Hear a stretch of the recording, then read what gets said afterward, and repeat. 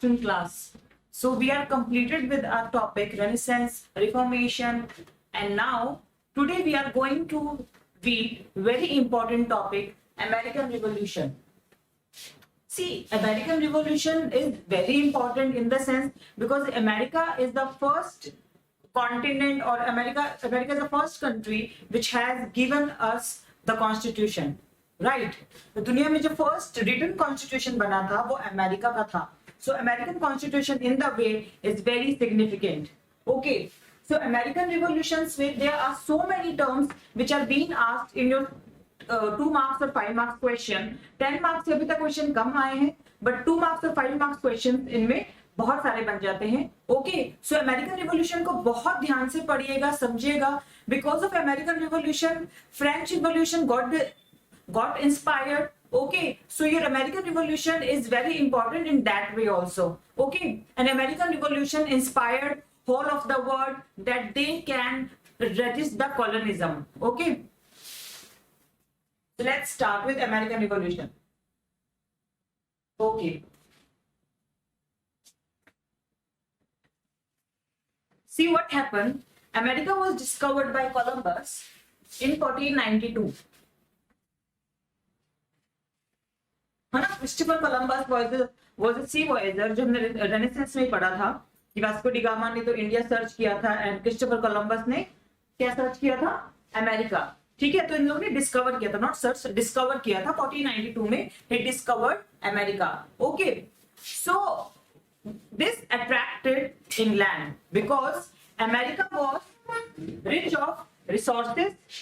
Okay, America was a great land and American climate was suitable to European climate. जो Indian climate है वो tropical climate में आ जाता है. यहाँ गर्मी बहुत पड़ती है इंग्लैंड के हिसाब से, क्योंकि England climate is little temperate, है ना. क्यों? क्योंकि इक्वेटर से काफी दूर है.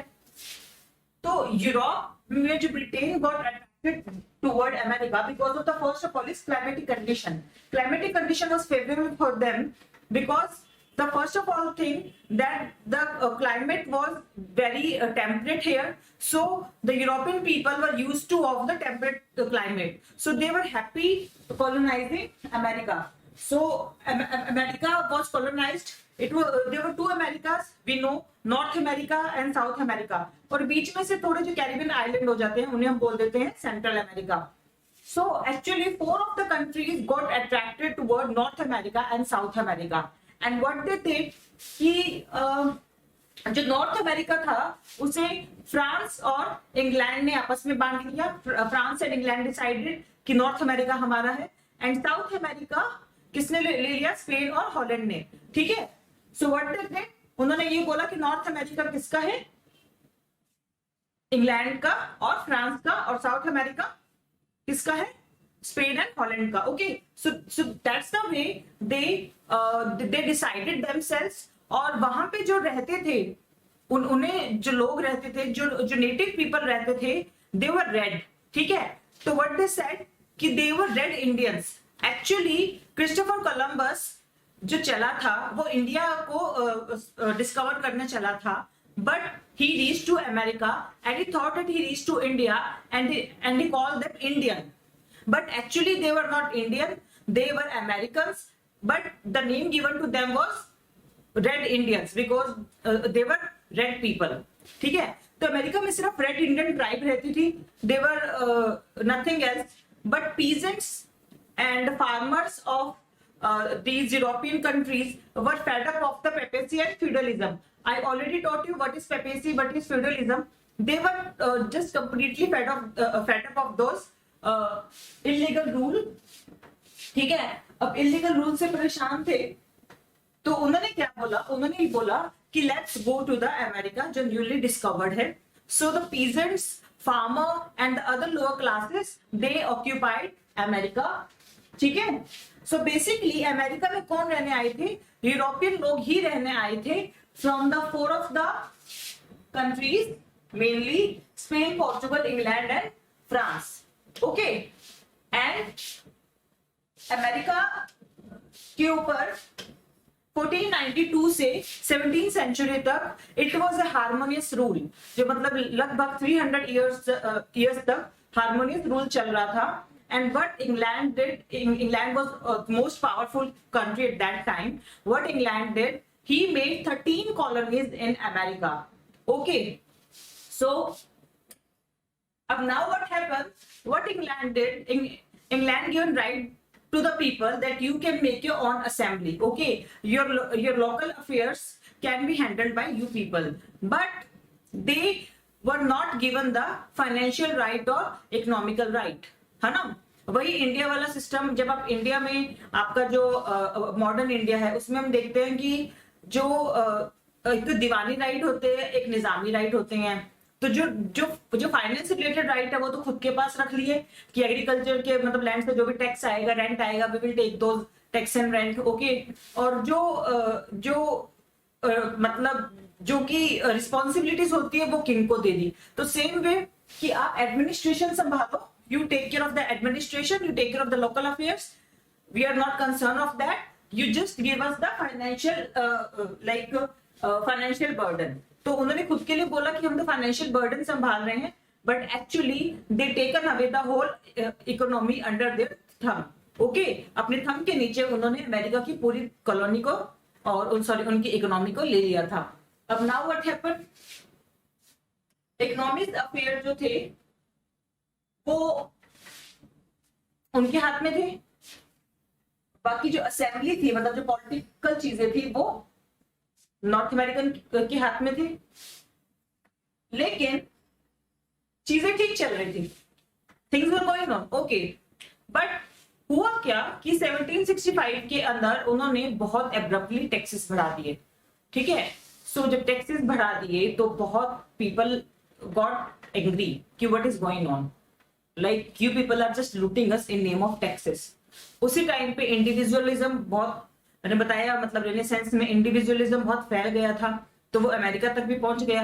तब अमेरिका तक जब इंडिविजुअलिज्म मतलब बहुत फैला तो वहां बैठे बैठे लोगों ने सोचा कि what is going on with us, कि these people are taking away all the rights, तो हमारे भी तो राइट्स होने चाहिए ना. तो उन्होंने ये बोला कि आप हमारे जो टैक्सेस है पहले तो वो रिड्यूस कीजिए, और इसके ऊपर बहुत सारी स्टोरी बनी and we will discuss completely in this chapter. Okay, now again coming to the first slide, sorry third slide. हाँ, तो क्लाइमेट कंडीशन आई टोल्ड कि it was favourable. Natural resources obviously बहुत ज्यादा थे. अभी आप सुपीरियर लेक वाला जो एरिया है यहाँ पे अगर आप देखिए तो वहां पे मतलब जो 5 लेक्स है उसके आसपास की जो इकोनॉमी है that is so rich economy कि अमेरिका की 70% इकोनॉमी उस एरिया पे बेस्ड है. राइट, जो आपने ज्योग्राफी में पढ़ा होगा, सुपीरियर लेक है, ऑन्टारियो लेक है. ठीक है, इन लेक्स के आसपास जो इकोनॉमी है ना, इकोनॉमी है, that economy is running the actually America. ठीक है, तो यहाँ पे जो मतलब लैंड्स थे दे वर फर्टाइल, यहाँ पे they set up many factories and all. और आज भी जो एग्रीकल्चर जो मतलब फैक्ट्रीज है वो वहां पे काफी है. ठीक है, वहां पे मीट प्रोडक्शन बहुत ज्यादा रेंज में होता है, मिल्क प्रोडक्शन बहुत ज्यादा रेंज में होता है. So everything is going on in mass production. तो क्यों ये चीजें पहले भी थी, तो इस चीज के कारण वहां पे कौन अट्रैक्ट हो गया, इंग्लैंड अट्रैक्ट हो गया. आपने एप्लेशियन जो लैंड है उसके बारे में पढ़ा होगा, अमेरिका में एप्लेशियन लैंड है, तो वहां पे क्या होता है, वहां पे काफी डायमंड्स निकलते हैं. राइट, वहां पे डायमंड्स निकलता है, वहां पे कोल काफी निकलता है. एप्लेशियन जो वहां का जो प्लेच्यू है वहां पे, तो ये एक ओल्ड प्लेच्यू है, एप्लेशियन प्लेच्यू, और वहां पे बहुत सारा मतलब डायमंड और बहुत सारी माइंस है. तो उस कारण भी उन्हें लगा कि नेचुरल रिसोर्सेज भी है, फर्टाइल लैंड भी है, फर्टाइल लैंड भी है, गोल्ड सिल्वर सब कुछ यहाँ पे है, तो हमें कहीं और जाने की जरूरत भी नहीं है. ठीक है, closeness with Europe, closeness in the sense कि यूरोपियन वर इंग्लिश स्पीकिंग पीपल. राइट, और जो मतलब मैंने जैसे बताया कि यहाँ से यूरोप के ही लोग जो उठ के गए थे वहां तक, डिस्टेंस के मामले में क्लोज नहीं था क्योंकि 3000 किलोमीटर का डिस्टेंस था. तो obviously it not in term of the distance but in term of the culture there were much closeness with Europe, like within Europe and North America. तो बहुत closeness भी थी, तो Britain got attracted toward America. Okay, अब now Britain taken away 13 colonies. ठीक है। अब 13 colonies किसने ले ली? ब्रिटेन ने ले ली। एंड उसमें भी France was taken away by whom? France was taken away by Canada. France taken away Canada and rest of the part came under the came under the Britain. तो मतलब France ने तो सिर्फ Canada का part ले लिया, जो आज का कनाडा है उसका पार्ट किसने ले लिया? फ्रांस ने ले लिया। और जो रेस्ट ऑफ पार्ट था अमेरिका वाला, वो पूरा का पूरा इंग्लैंड के अंडर में आ गया। ठीक है, तो अभी ये हुआ।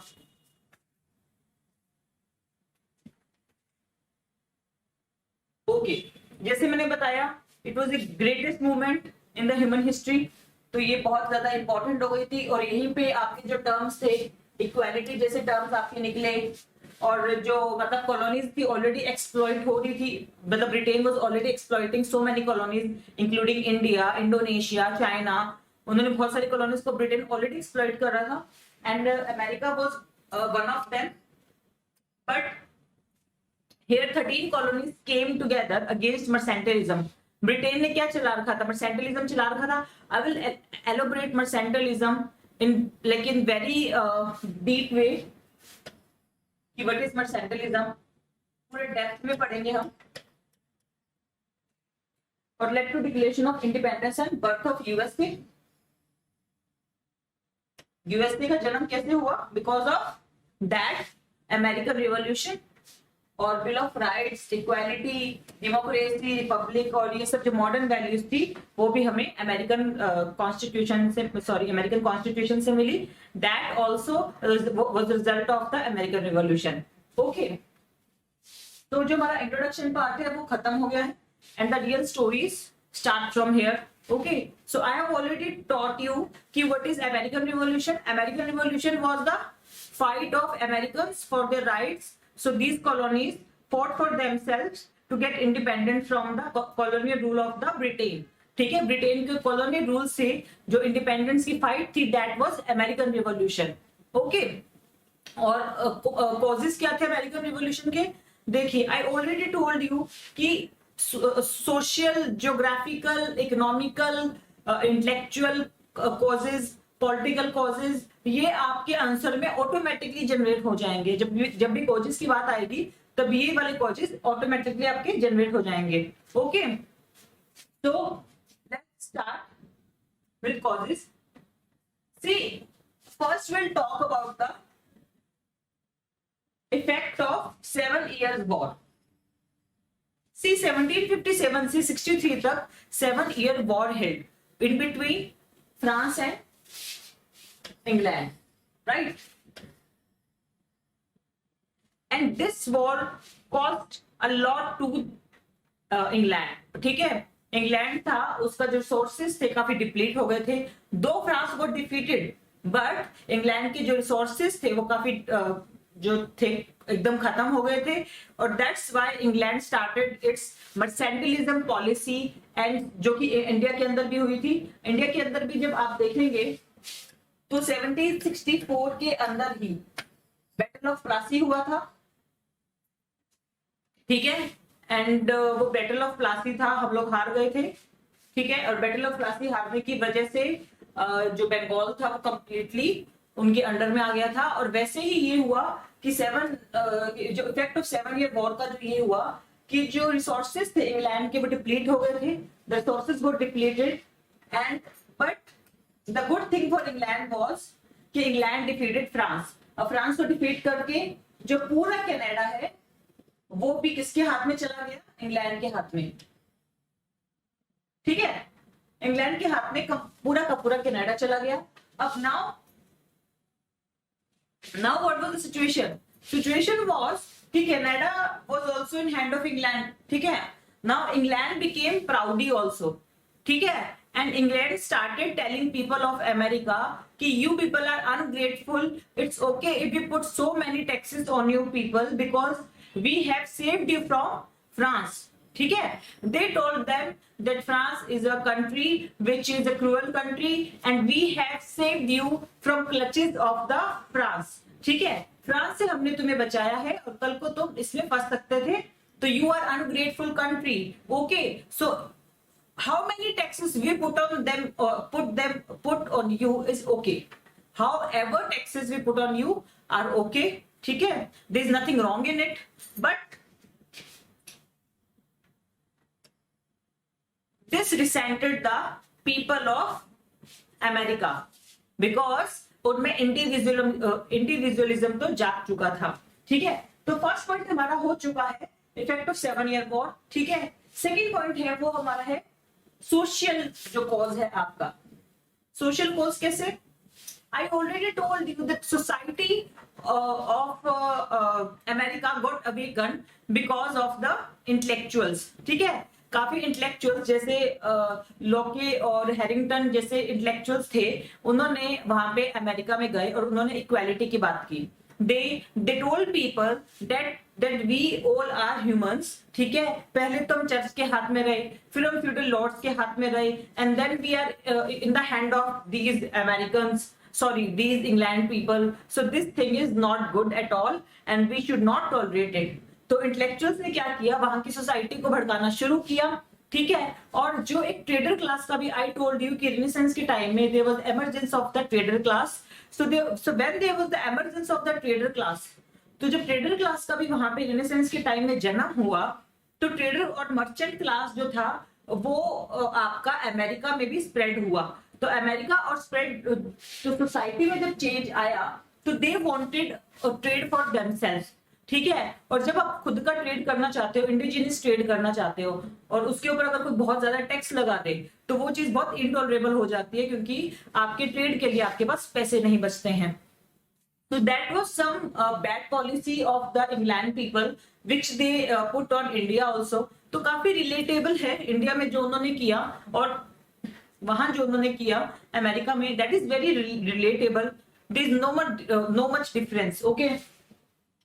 उसके अलावा रिलीजन, हाँ, व्हाट दे डिड कि they were the England people were not sympathized with the religion, ठीक है। जो अमेरिका के जो चर्च थे, वो जो मतलब वहां के जो पॉप थे, ठीक है, उनसे वो ज्यादा सिंपैथी नहीं रखते थे। रिलीजन जो चर्च वगैरह के लिए भी ज्यादा पैसे नहीं देते थे, ठीक है। तो अभी जो वहां पे जो चर्च थे ना, वो उस तरह के चर्च थे एकदम, आई वुड से कि बहुत ही डेवलप्ड चर्च थे, ठीक है।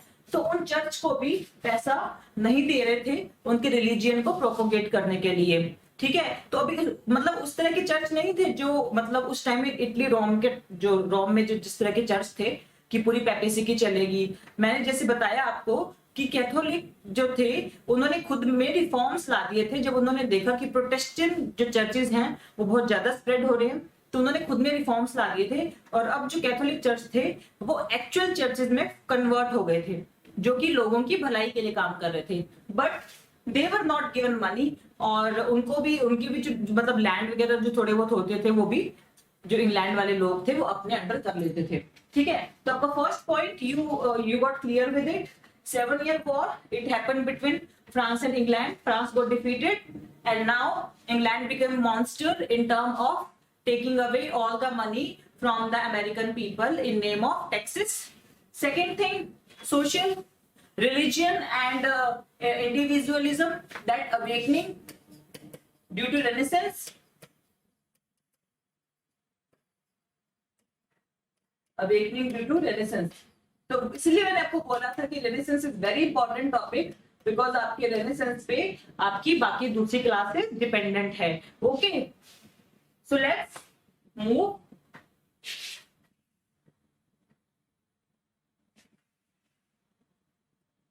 Okay. So here we are, sorry. So here we will discuss the economical, ideological and political causes, ठीक है, जिसके कारण आपका रेनेसेंस आया था, ठीक है। तो आइडियोलॉजिकल कॉजेज और जो मैंने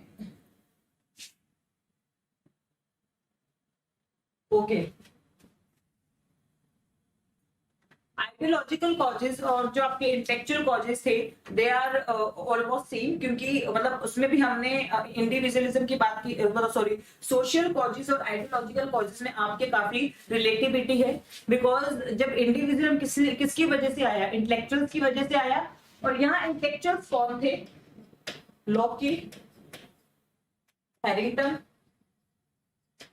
ठीक है। these intellectuals start telling them कि please see your worth, you people have your own worth, you people can do the trade themselves, you should not depend on England for anything, ठीक है, और equality वाले rights की बात की।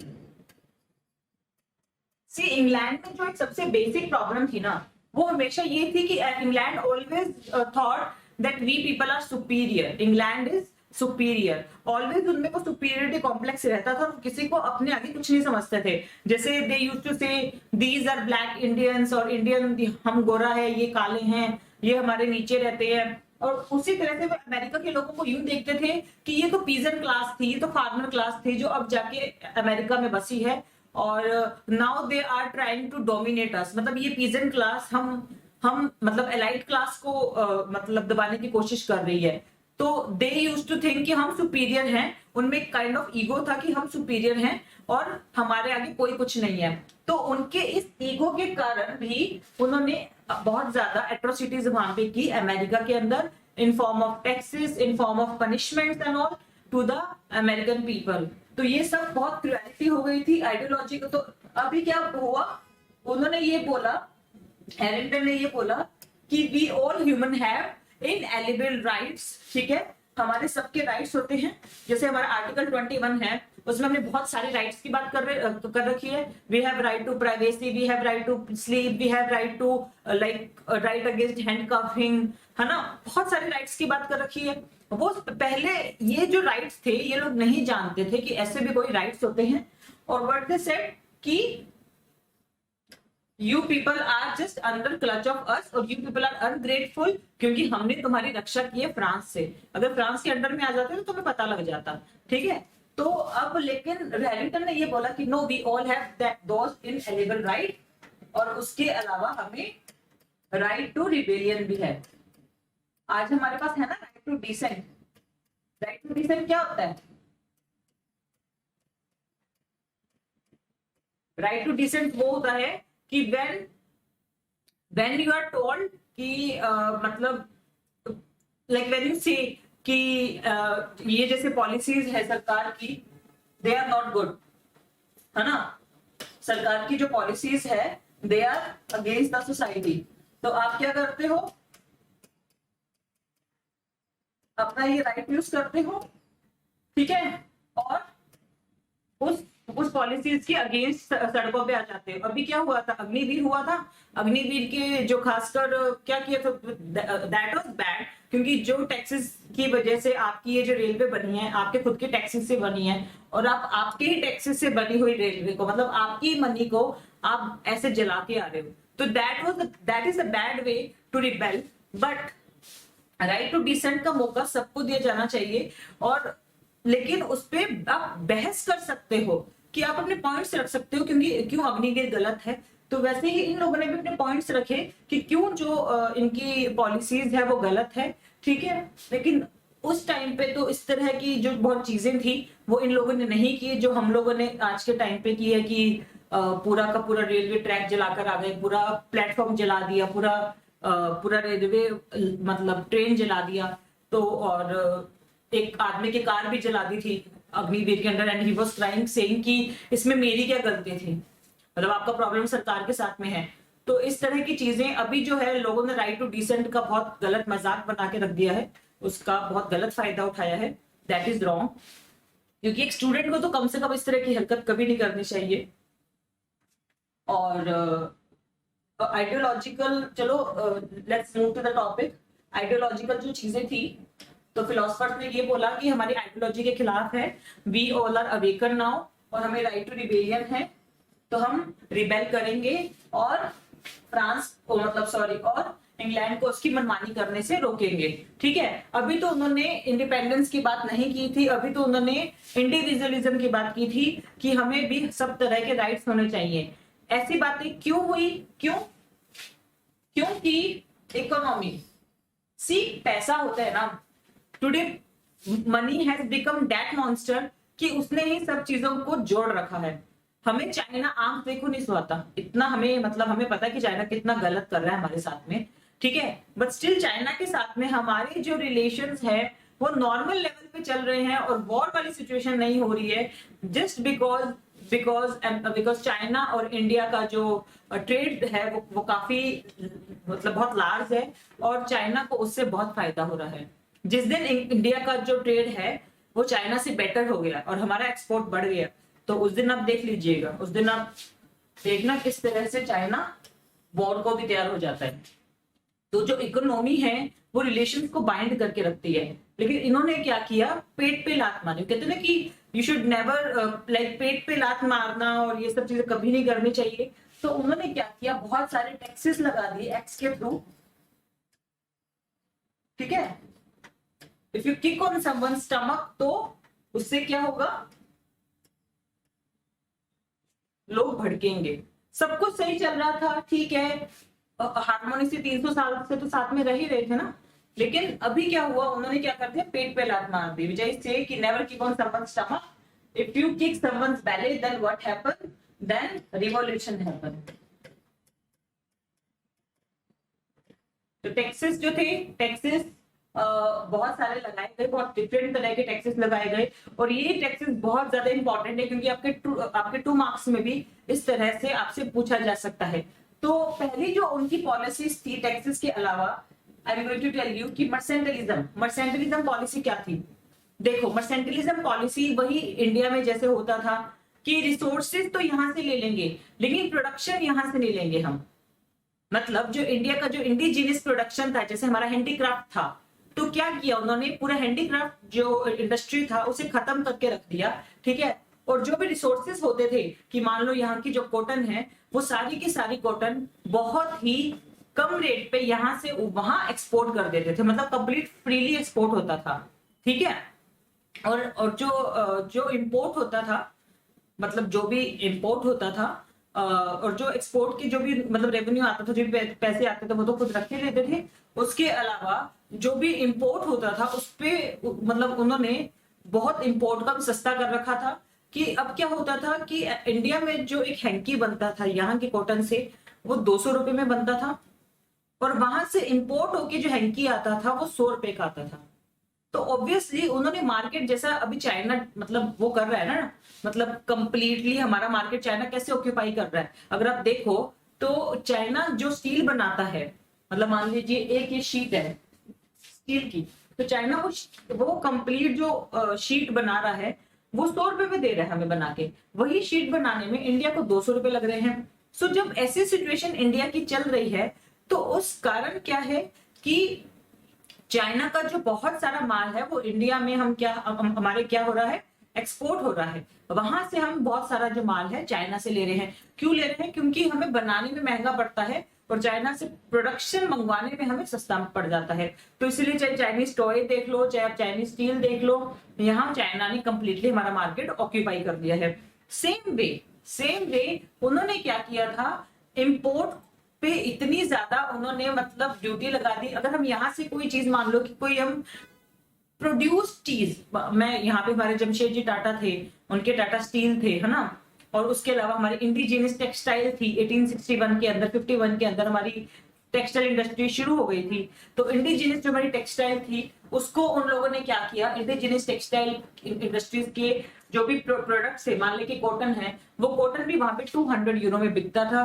और अगर कोई औरत ने कॉटन खरीद लिया, वो मतलब कॉटन का हैंकी खरीद लिया, तो उसे जेल हो जाती थी। मतलब इस तरह की एक इंसिडेंट हुआ था कि एक औरत ने 200 यूरो डॉलर का सॉरी मतलब यूरो का जो उन्होंने हैंकी ले रखा था हाथ में, जो इंडिया के बना मतलब हैंकी था, क्योंकि इंडिया वालों की निशानी होती है ना कि ऐसे झालर वाली हैंकी बनाएंगे, इस तरह की कुछ हैंडीक्राफ्ट बनाएंगे, मोर बना देंगे, इस तरह का कुछ भी बना देंगे।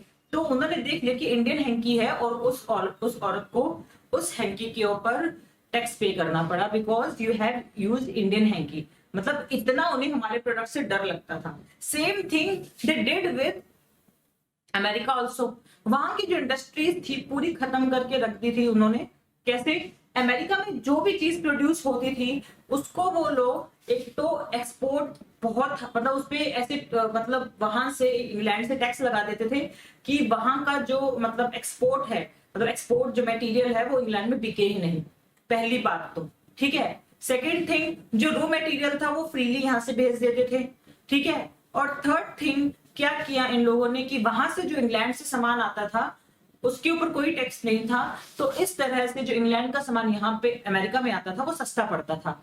जो चीज इंडिया के साथ की थी सेम चीज उन्होंने अमेरिका के साथ में की। तो मर्सेंटाइलिज्म पॉलिसी क्या थी?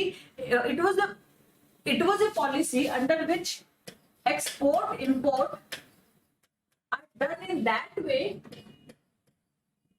Export import are done in that way that indigenous industries get harmed, ठीक है। इंडिजिनस इंडस्ट्रीज है वो हार्म हो जाए और उनकी कुछ ना बचे, इस तरह से एक्सपोर्ट इंपोर्ट होते थे, ठीक है। ये तो थी मर्सेंटाइलिज्म की पॉलिसी, ठीक है। तो उनका इंडस्ट्रीज थी वो बहुत ज्यादा हार्म हो गई थी। अब नाउ दे स्टार्टेड रियलाइजिंग कि हमारी इंडस्ट्रीज तो बंद हो रही है। ट्रेड और मर्चेंट क्लास और मिडिल क्लास वहां पे जन्म ले चुकी थी and they were not happy with the idea of England, ठीक है। सेकेंड थिंग, टैक्सेस, बहुत सारे टैक्सेस हम पढ़ेंगे। शुगर टैक्स, शुगर के ऊपर जो उन्होंने टैक्स लगाया था, और उसके अलावा हैट्स के ऊपर उन्होंने टैक्स लगाया था। बहुत सारे टैक्सेस उन्होंने मतलब लगाए थे। एक टाउनशेड नाम का एक बहुत बड़ा एक्ट लेकर आए थे, उसके अंदर 4 तरह के टैक्स थे। तो बहुत सारे टैक्सेस लगा लगा के उन्होंने उस जो भी मतलब वहां की इंडस्ट्रीज थी उसको हार्म कर दिया, और लोगों के पास कुछ पैसे भी नहीं बचे कि अपने लिए कुछ खरीद सके। क्योंकि अगर आप 50,000 मान लो कि अगर आपकी सैलरी है और 40,000 अगर आपका टैक्स देने में ही चला गया और 20,000 आपके घर का खर्च है, तो 10,000 तो ओके, तो बाकी 10,000 का क्या, है ना। और उसके अलावा आपकी कोई सेविंग भी नहीं हो रही है। तो जो टैक्सेस बहुत उन्होंने हाई कर दिए थे। आफ्टर दैट 1763 जब वो वॉर खत्म हुआ था, उसके बाद में 7 ईयर वॉर खत्म हुआ था, उसके बाद में टैक्सेस बहुत हाई कर दिए थे। That really angered the people.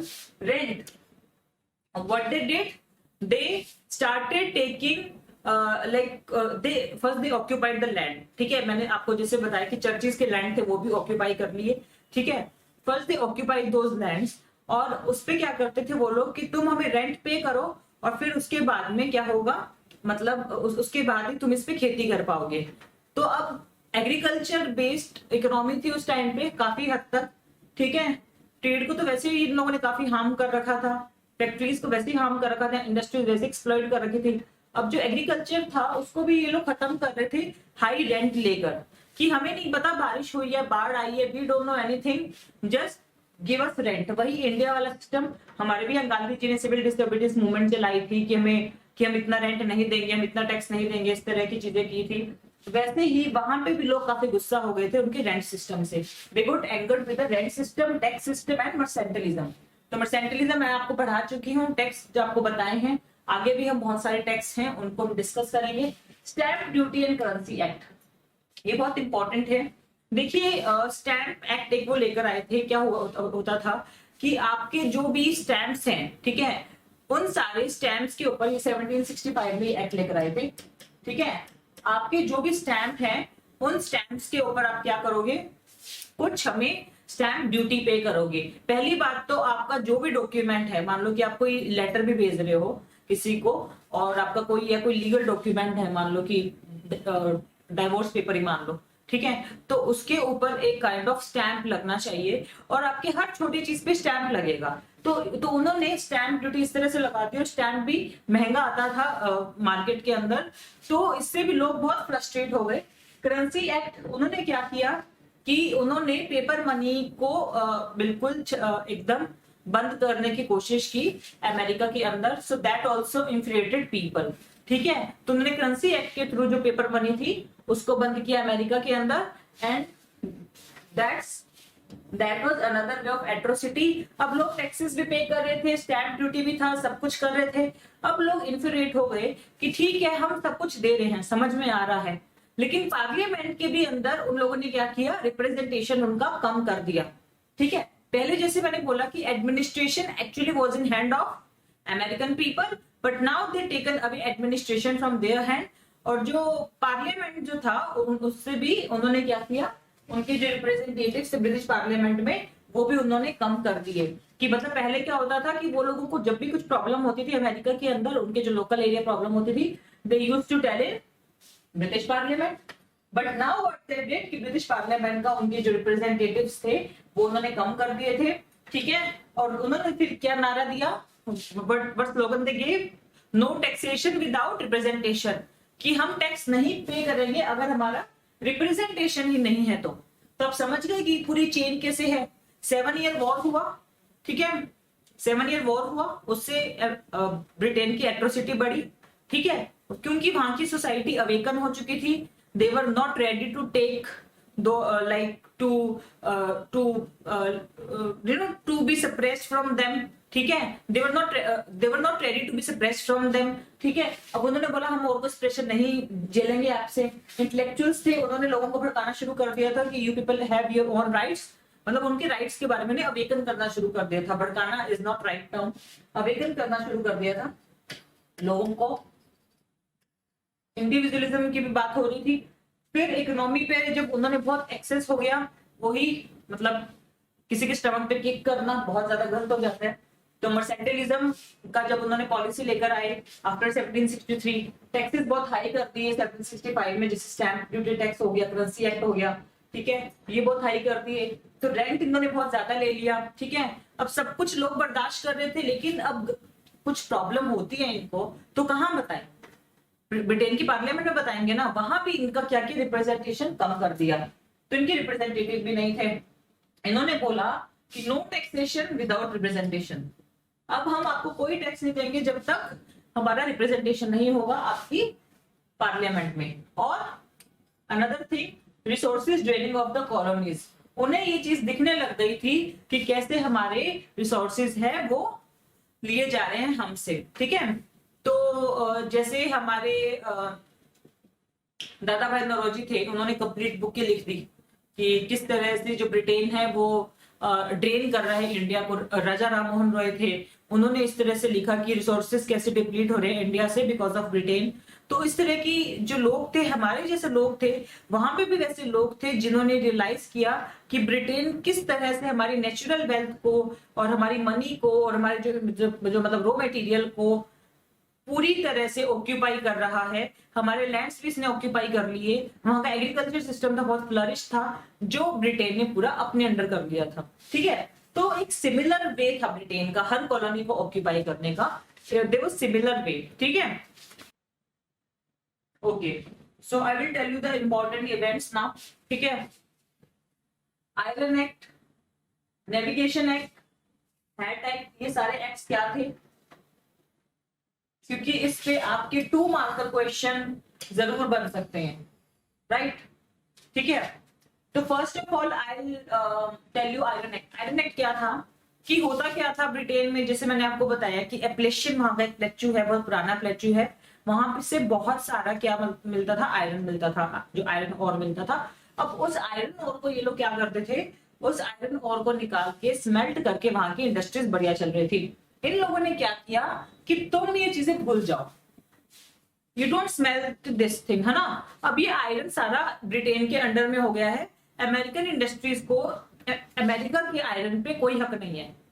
मतलब कोई आपको आपके घर में आके बोले कि आपके घर के खाने पर आपका कोई हक नहीं है, तो हमारा हक है, वैसा ही हुआ। तो अमेरिका वाज लाइक कि मेरी थाली मुझसे ली जा रही है, ऐसे कैसे पॉसिबल है कि आप हमारे आयरन को बोल रहे हो कि हमारे आयरन पे कोई हक नहीं है। और आयरन जो था वो हमेशा एक रिवोल्यूशन लेकर आता है।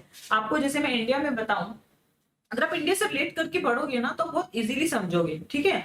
अगर मैं इंडिया में बताऊं तो 600 एडी के 600 बीसी के अंदर जब आयरन था, वो उसका जब डेवलपमेंट हुआ ना, तभी क्या हुआ कि जब मतलब जब आयरन पिक्चर में आया तभी लोगों को मतलब महाजनपद बने, ठीक है। और जो मगध था वो इतना पॉपुलर क्यों हुआ, क्योंकि आयरन जो था मतलब वो पटना के आसपास बिहार में वो बहुत ज्यादा निकलता था।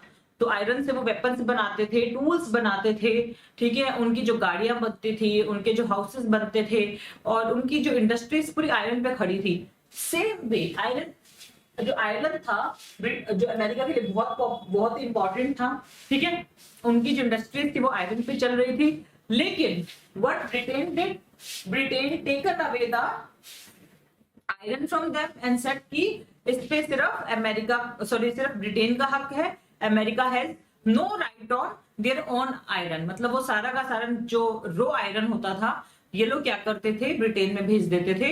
And that also infuriated whom, American people. फिर उनका एक आया navigation tax, sorry navigation act. Navigation act से ये लोग क्या बोलते थे कि क्या होगा, तुम अपनी शिप इंडस्ट्री बंद कर दो। Now you people are not going to build any ship, ship जो बनाएंगे वो हम बनाएंगे, तुम लोग कोई शिप नहीं बनाओगे, ठीक है। दैट ऑल्सो इंफ्यूरिएटेड देम कि अब तो शिप भी पूरी सिर्फ इंग्लैंड की बनेगी। तो इंग्लैंड को अपना शिप बहुत, मतलब जो टाइटैनिक आपने सुना होगा वो इंग्लैंड का शिप था, तो इंग्लैंड को अपना शिप इंडस्ट्री बहुत बढ़ाना था, एकदम एकदम रिकॉर्ड तोड़ इंडस्ट्री बढ़ाना था। जैसे मतलब शिप पे लग्जरियस मतलब होटल बनाना, टाइटैनिक पे क्या था, लग्जरियस होटल ही तो बना हुआ था ना, एक पूरा पूरा शहर बसा हुआ था। तो वैसा ही ब्रिटेन को जो इंडस्ट्री थी शिप की अपनी बहुत ही मतलब हाई लेवल पे लेके जानी थी। तो उन्होंने अमेरिका को ये बोला कि तुम अपनी शिप इंडस्ट्री बंद कर दो, अब जो भी मतलब शिप होगी वो हमारी होगी, यहाँ से जो भी माल एक्सपोर्ट इंपोर्ट जो भी होगा वो हमारी शिप में होगा। So that was kind of navigation act और ट्रेड एक्ट, इसे ट्रेड एक्ट भी बोलते हैं और नेविगेशन एक्ट भी बोलते हैं। तो इस तरह से Britain try to destroy the industry of America, ठीक है। और अमेरिका की कौन सी industry, ship industry, iron industry उठा ली, शिप इंडस्ट्री उठा ली। अब एक आया हैट एक्ट। अब आप सोचोगे कि हैट इतना इंपॉर्टेंट कैसे कि उसके ऊपर भी एक्ट आ गया। ओके, जैसे हमारे इंडियंस में टर्बन इज वेरी नेसेसरी। अब पंजाबीज में देखिए तो उनके टर्बन्स को उनके वो मतलब कल्चर का इंपॉर्टेंट पार्ट माना जाता है। हमारे मतलब अगर हम राजस्थान की बात करें तो हम उसे साफा बोलते हैं, है ना, और शादियों में तो बहुत ही जरूरी होता है। तो सभी मतलब उस साफे को क्या बोलते हैं, पगड़ी बोलते हैं, पगड़ी को इज्जत माना जाता है।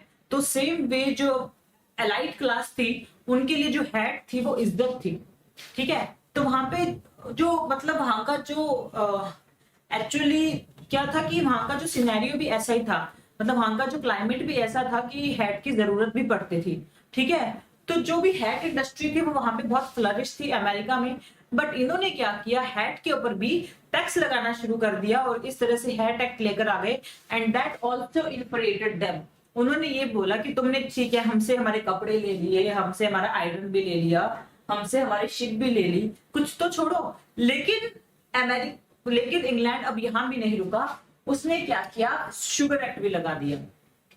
मतलब कपड़े ले लिए, आयरन भी ले लिया, उनका नेविगेशन भी ले लिया, कुछ नहीं छोड़ा। अब वो शुगर पे पहुंच गए। शुगर, जैसे शुगर का आप जानते हो कि मोलेसिस बनता है, उन्होंने 1765 में शुगर एक्ट लगाया था, 1765 में स्टैम्प एक्ट लगाया था, ठीक है।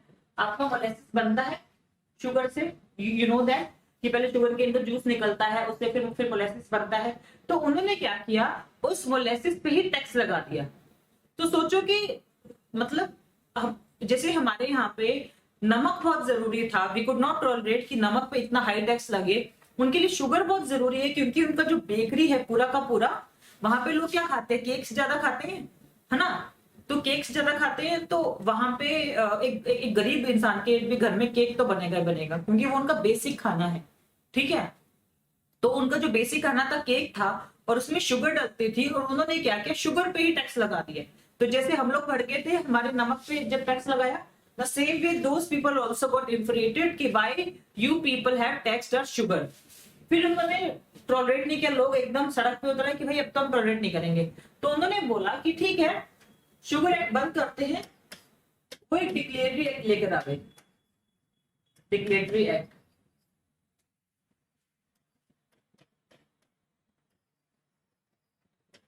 जो ये कहता है कि तुम्हें ये चीज माननी होगी कि ब्रिटेन इज एक्चुअली योर बाप दादा, कि अब आपको ये चीज स्वीकार कर लेनी है कि आप ब्रिटेन की कॉलोनी हैं और ब्रिटेन के आगे आप कुछ नहीं बोल सकते कि ठीक है हमने ये एक्ट हटा दिया, लेकिन अभी आपको हमारी सारी की सारी शर्तें और कंडीशंस मान के चलना पड़ेगा, ठीक है। शुगर एक्ट तो हमने हटा दिया। तो इस तरह से ब्रिटेन ने क्या किया, खुद को ऊपर दिखाने की कोशिश की।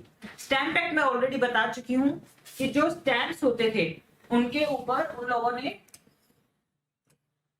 ड्यूटीज लगा दी और ये बोला कि आपको हर एक लीगल डॉक्यूमेंट पे आपका एक स्टैम्प होना ही चाहिए, ठीक है। Even you are sending your letter from this place to that place, तो आपका जैसे एक स्टैम्प होना चाहिए। और वो स्टैम्प भी सस्ता नहीं आता था, मान लो कि $2 का है, $3 का है। तो लोगों के जो लीगल डॉक्यूमेंट, जो मतलब जो लीगल काम थे, वो भी रुक गए because of the stamp duty, ठीक है। शुगर एक्ट आ गया, सॉरी दिस शुगर एक्ट 2 बार लिख दिया मैंने। अब आपका आया T act. It is very very important, क्योंकि टी एक्ट पे हमारी बॉस्टन टी पार्टी डिपेंडेंट है और उसको भी हम डिस्कस करेंगे, ठीक है। टी एक्ट क्या हुआ था कि 1773 के अंदर उन लोगों ने टी एक्ट लगाया। टी एक्ट के अंदर में क्या था कि जिस तरह से बाकी जो इंडस्ट्रीज थी या बाकी जैसे जो खाने पीने की चीजें थी उन पे टैक्स था, वैसे उन्होंने टी के ऊपर भी टैक्स लगा दिया। और उन्होंने टी एक्ट में ये बोला कि जितनी भी टी बनेगी उन पे हमारा हाई टैक्सेशन होगा। अब इससे जैसे लोग थे वो काफी ज्यादा भड़क गए कि टी के ऊपर भी तुमने टैक्स लगा दिया, टी को भी नहीं छोड़ा, है ना।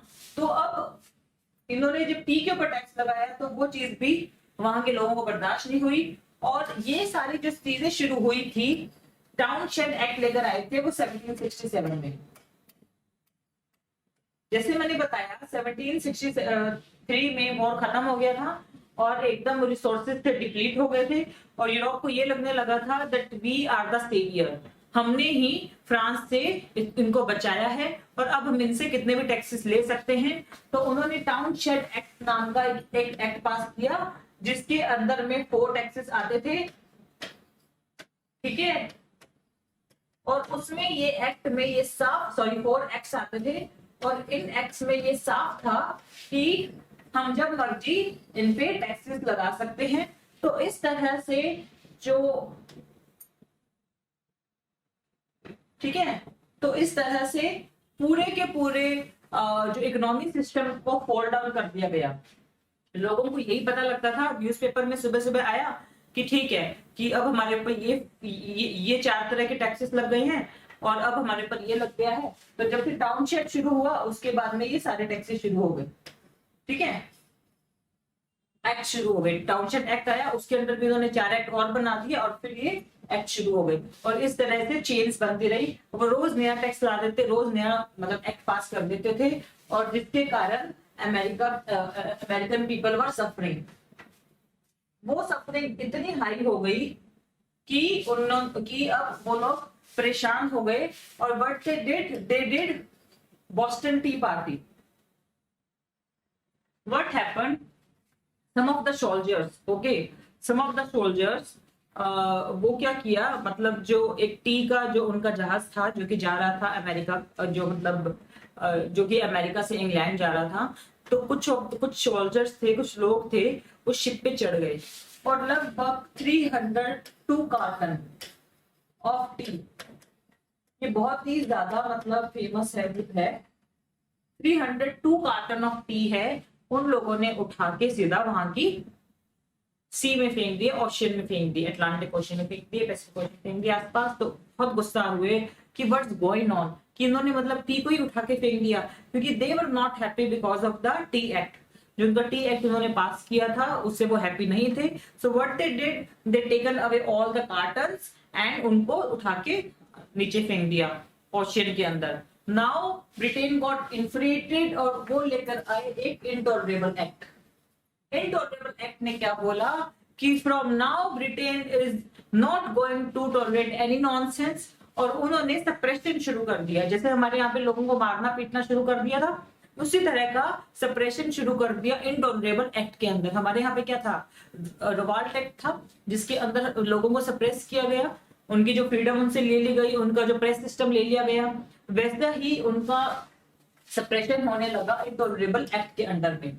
जब ब्रिटेन बहुत ज्यादा गुस्सा हो गया था कि this is something worst going on, और ये 1774 के अंदर हुआ था। तो जब इंटॉलरेबल एक्ट भी हो गया, सब कुछ हो गया, तो फिर क्या हुआ, अब फिलाडेल्फिया के अंदर, फिलाडेल्फिया एक जगह है आपकी अमेरिका में ही,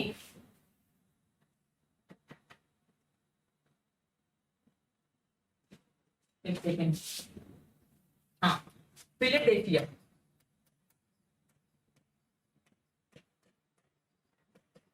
फिलाडेल्फिया एक जगह है अमेरिका के अंदर। वहां 13 में से 12 कॉलोनीज इकट्ठा हुई। एक कॉलोनी थी Georgia. Georgia was not there. Georgia क्यों नहीं था? क्योंकि जॉर्जिया से मैक्सिमम मिलिट्री सप्लाई होती थी। तो बहुत सारे जो मिलिट्री के लोग थे वो जॉर्जिया से थे, जो कि ऑलरेडी इंग्लैंड वालों के साथ में थे। तो जॉर्जिया वाले लोग नहीं आए।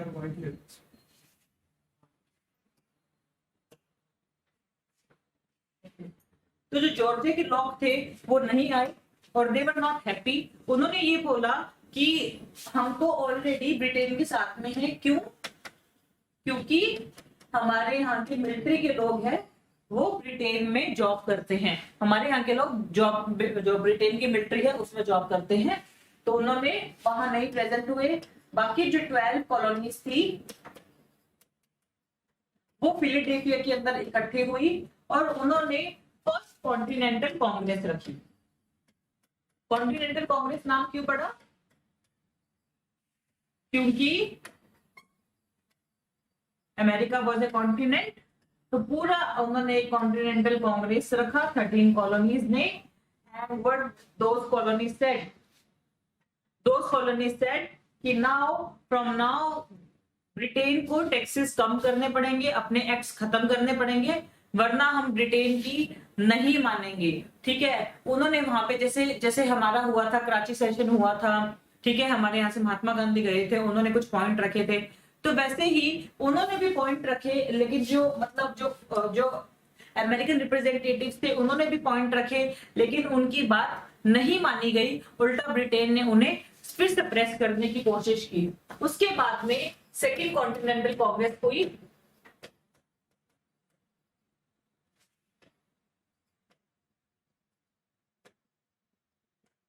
और इन कांग्रेस में वही लोग थे जो कि अमेरिका की बाद में पॉलिटिक्स का हिस्सा बने। जैसे जॉर्ज वॉशिंगटन आए थे, वहां पे जॉन हैनकॉक आए थे। ठीक है, तो जो सेकेंड कॉन्टिनेंटल कांग्रेस हुई थी वो जॉन हैनकॉक के अंडर में हुई थी। तो जॉन हैनकॉक ने भी यही चीज बोली कि आप टैक्सेस हटा दीजिए, आप हमारी इंडस्ट्रीज को हमारे हिसाब से चलने दीजिए, प्लीज डोंट मतलब like don't take away our food from अस।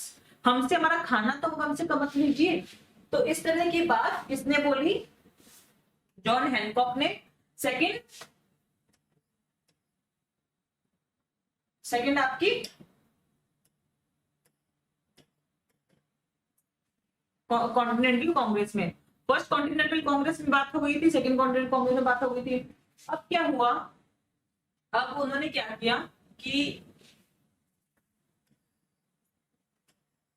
2 जुलाई और 4 जुलाई के बीच में उन्होंने फाइनली ये डिसीजन लिया। 1 साल का टाइम और दिया और 2 जुलाई और 4 जुलाई के बीच में फाइनली ये डिसीजन लिया गया कि हम हमारा देश आजाद चाहते हैं। जैसे हमने 4 जुलाई को ये हमने डिसाइड कर लिया था that we want a independent India. Sorry, जैसे हमने मतलब 26 जनवरी को डिसाइड कर लिया था कि वी ऑल आर इंडिपेंडेंट, तो ऐसे ही अमेरिकन ने भी 4 जुलाई को डिसाइड कर लिया था कि हम अब इंडिपेंडेंट है। 2 जुलाई को वो सारे मिले। ठीक है, 4 जुलाई को उन्होंने खुद की इंडिपेंडेंस डिक्लेयर कर दी थी। जैसे 1929 के अंदर रावी नदी के पास में जवाहरलाल नेहरू जी की लीडरशिप के अंदर इंडियंस ने बोल दिया था कि अब हम इंडिपेंडेंट हैं, वैसे ही उन्होंने खुद को इंडिपेंडेंट डिक्लेयर कर दिया था। क्योंकि Britain was not obeying whatever they wanted. ठीक है, एकदम ब्रिटेन एकदम होता है ना कि खुला सांड हो गया था। ठीक है, ओपन पुल, जिसे किसी की नहीं पड़ी थी एंड उससे सिर्फ अपने रूल्स चलाने थे। और ब्रिटेन की जब एट्रोसिटीज बहुत ज्यादा बढ़ गई तो उन्होंने ये बोल दिया कि हम तो अब इंडिपेंडेंट हैं। दो वो इंडिपेंडेंट हुए नहीं थे, उन्हें अभी वॉर लड़ने बाकी थे। ठीक है, तो आप समझ गए कि सारी सिचुएशन क्या हुई। सारी सिचुएशन शुरू होती है मेनली जब उनको अवेकनिंग हुई कि और हमारे राइट्स हमसे लिए जा रहे हैं। उनकी जो इकोनॉमी मतलब जो इकोनॉमिकल फैक्टर है उसका 50 to 70% कॉन्ट्रीब्यूशन है। जब उनको इस तरह से लगा कि हमारी इकोनॉमी भी हर्ट की जा रही है और ये सब चीजें हो रही है, उसके बाद में उनके अंदर काइंड ऑफ अवेकनिंग आई और अब उन्होंने बोला कि नहीं, we are not going to tolerate this, और अब हम क्या करेंगे, हम इंडिपेंडेंस के लिए लड़ेंगे।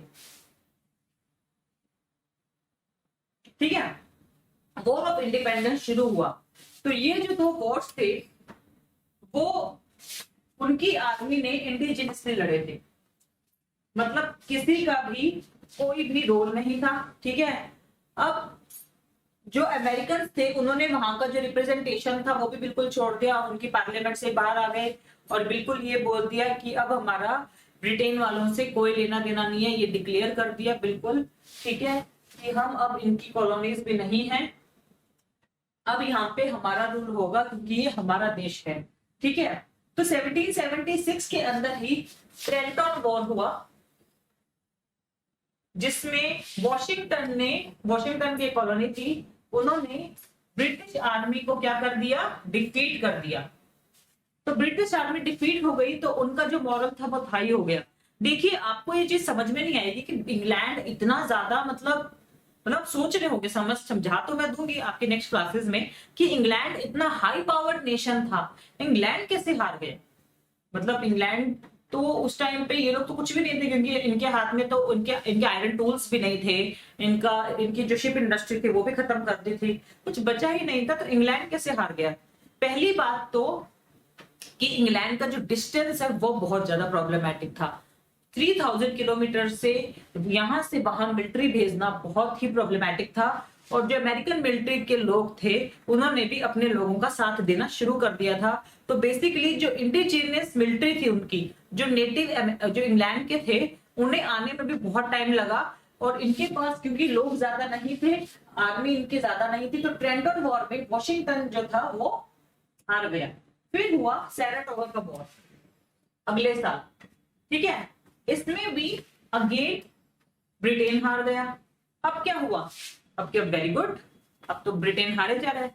अब फ्रांस को जब ये चीज खबर लगी है, फ्रांस तो था ही दुश्मन, उसको तो वो होता ना कि दुश्मन का दुश्मन दोस्त, तो जब फ्रांस गॉट टू नो कि oh now Britain is getting defeated everywhere, तो वो भागा भागा आया और बोला कि भाई मैं तेरी मदद करता हूँ, मैं तेरे साथ में हूँ, भाई भाई भाई भाई।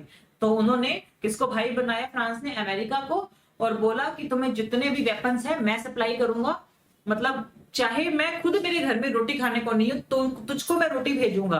कि कहते ना, इंसान दुश्मनी में किसी भी हद तक चाहे मतलब बर्बाद होने को भी तैयार हो जाता है, कि मेरे घर में चाहे रोटी नहीं हो, चाहे मेरे यहाँ फ्रेंच रिवॉल्यूशन चले, चाहे मेरे यहाँ पे कितनी प्रॉब्लम्स हो, मैं तुम्हें रोटी भेजूंगा, मैं तुम्हें यहाँ पे वेपन्स भेजूंगा।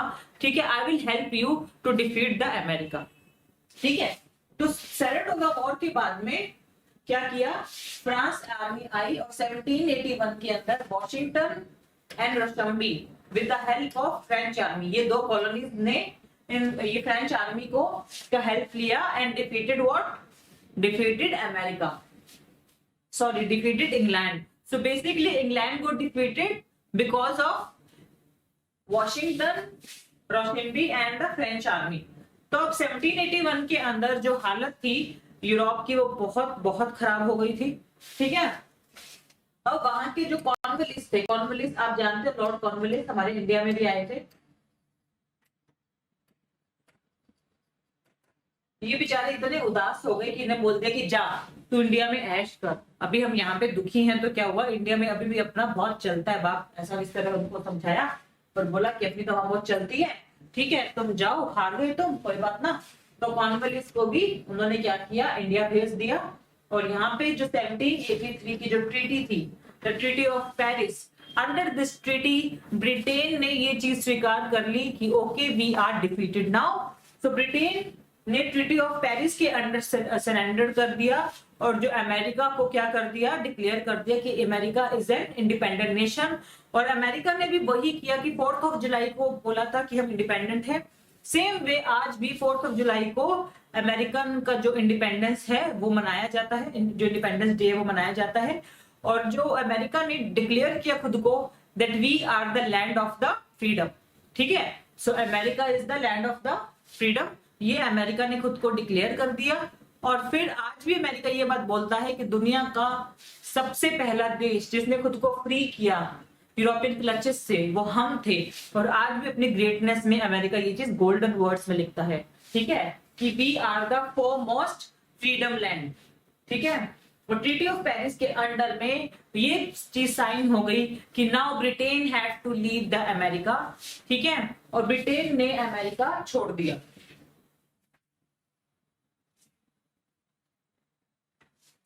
फाइन।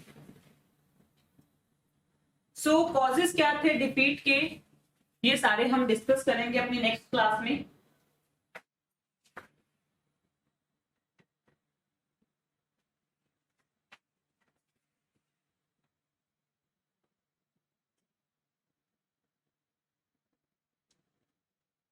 ठीक है, thank you. Okay, thank you. तो नेक्स्ट क्लास में जो कॉजेस थे डिफीट के वो हम करेंगे, और पूरा अमेरिकन रिवॉल्यूशन है उसे हम कंप्लीट करेंगे। ओके, तो अमेरिकन रिवॉल्यूशन का आपका हाफ ऑफ द पार्ट हो चुका है। जो भी मैंने आपको चीजें बताई है आपकी नोट्स में दी हुई है, प्लीज एक बार उसे पढ़िएगा। अगर आपको कुछ भी प्रॉब्लम आती है तो मैं अपना ईमेल आईडी आपको प्रोवाइड कर चुकी हूँ, send your doubts there only. Okay.